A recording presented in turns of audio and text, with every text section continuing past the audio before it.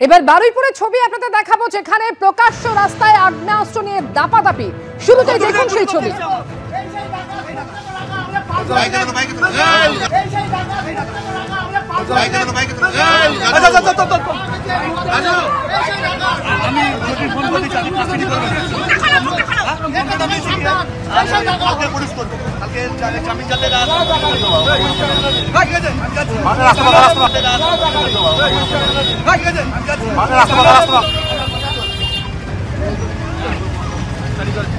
রঞ্জিত মালদার টেলিফোনে রয়েছেন। রঞ্জিত, এটা বোঝা যাচ্ছে যে দুজনের মধ্যে বিবাদ, কিন্তু কি নিয়ে গন্ডগোল? কারা এভাবে অস্ত্র নিয়ে দাপাদাপি করে বেড়ালেন?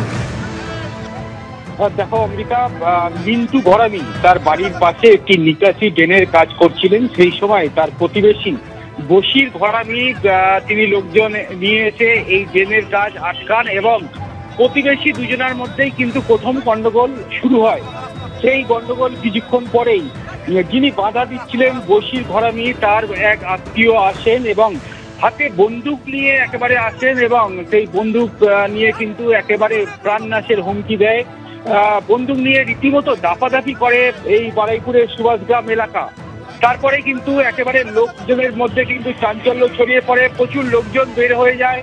তারপর এই যে ব্যক্তি বন্দুক নিয়ে দাপাদাপি করছিলেন তাকে কিন্তু ধরে ফেলেন এবং বারুইপুর থানার পুলিশকে খবর দিয়ে দেওয়া হয়। P4 insulated water tanks, kitchen and bath fittings, বিশুদ্ধ জল, সুস্থ জীবন, P4 আজীবন। এবং পুলিশ এসে ইতিমধ্যেই তাকে গ্রেফতার করেছে এবং এই যে বন্দুক কোথা থেকে আসলো এবং কি উদ্দেশ্যে বন্দুক রাখা হয়েছিল সেই সমস্ত বিষয় কিন্তু খতিয়ে দেখা হচ্ছে বারুইপুর থানা পুলিশের পক্ষ থেকে। অমৃতা, ধন্যবাদ। আমার সামনেই ঘটনা ঘটেছে। উনি এসছেন কোনো বাড়ির জামাই, উনি ওনাদের বাড়ির যাদের সঙ্গে আমাদের বশির ঘরামি, যাদের সঙ্গে আমাদের ঝগড়া হচ্ছে আর কি, উনি ওনাদের বাড়ির বড় জামাই। উনি এসছেন, উনি এসে কোনো কিছু বোঝাবুঝি না করে সোজা আমার হাজব্যান্ডের নামে এসেই গালাগাল করে, বিচ্ছি নোংরা ভাষায় গালাগাল করছে এবং ওকে গালাগাল দিয়েই বন্দুক নিয়েই ডাকছে, বলছে আয় এখানে লাশ ফেলে দেবো।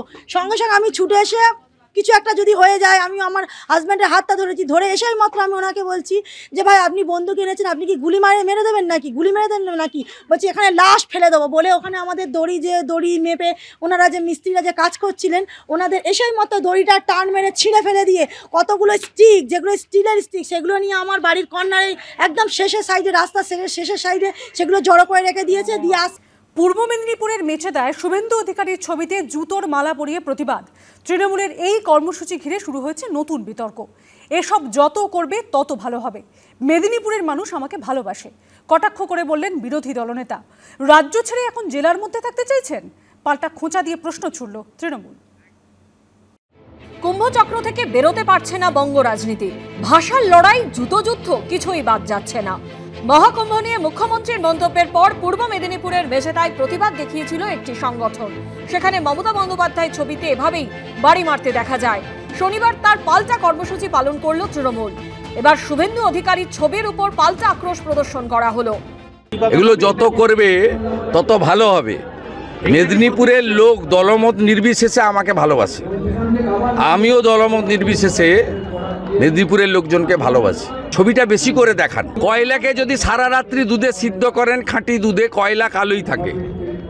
আর 1000 জন মিলে কুকুরের ল্যাজ ধরে টানুন, ছেড়ে দিন, দেখবেন বাঁকাই থাকে। এখন উনি যদি এখন জেলার মধ্যে থাকতে চাইছেন, এতদিন তো বলো রাজ্যের উপরে থাকবেন, রাজ্যের দায়িত্বে চলে আসছেন, সেটাই তো বলছিলেন। এখন উনি জেলায় চলে এলেন হঠাৎ করে। ভারতবর্ষের 1 নম্বর নেত্রী হচ্ছে মমতা বন্দ্যোপাধ্যায়। পদপিষ্ট হয়ে একের পর এক মৃত্যুর পর সম্প্রতি মহাকুম্ভের আয়োজনে চরম অব্যবস্থার অভিযোগে কড়া সমালোচনা করেন মমতা বন্দ্যোপাধ্যায়। পাল্টা তার এই মন্তব্য প্রত্যাহারের দাবিতে সরব হয়েছে বিজেপি। মহাকুম্ভ আমি নাইবা বললাম, ওটা এখন মৃত্যু কুম্ভ হয়ে গেছে। বিজেপির কোন নেতার কাছে বা রাষ্ট্রবাদী সংগঠন, সনাতন সংগঠনের কাছে আত্মসমর্পণ নয়, সমগ্র হিন্দু কমিউনিটির উপরে আপনি আঘাত করলেন। সব মিলিয়ে কুম্ভ নিয়েও রাজনীতির শেষ নেই। মিঠুন চক্রবর্তীর রিপোর্ট, এবিপি আনন্দ, পূর্ব মেদিনীপুর।